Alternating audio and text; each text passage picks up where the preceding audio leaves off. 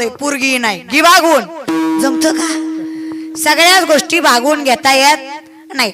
तसं मी आले पण थोडा वेळ झाला तेवढा आपलं भागून घ्या. महाराज कसं आहे ना, सकाळचं पण कीर्तन सेनगावला होतं, बोलता बोलता कालचं कीर्तन असल्यामुळे उशीर झालं.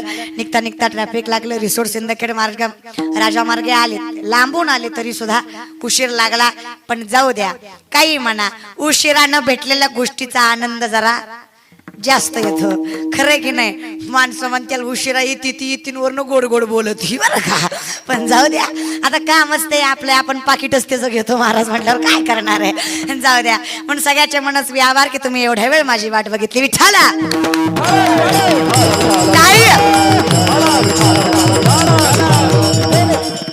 आमच्या माता मावल्या टाळ्या वाजवतात, तुम्हाला काय प्रॉब्लेम आहे?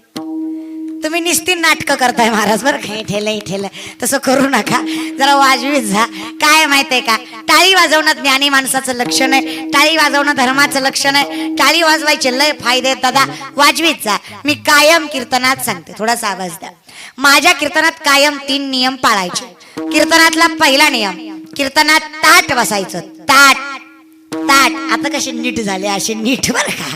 ताट ताट बसायचं कारण आहे, या मातीनं आपल्याला शिकवलंय. हे बघ बाबा, पोटाची खळगी नाही भरली तरी चालेल, पाठीचा कणा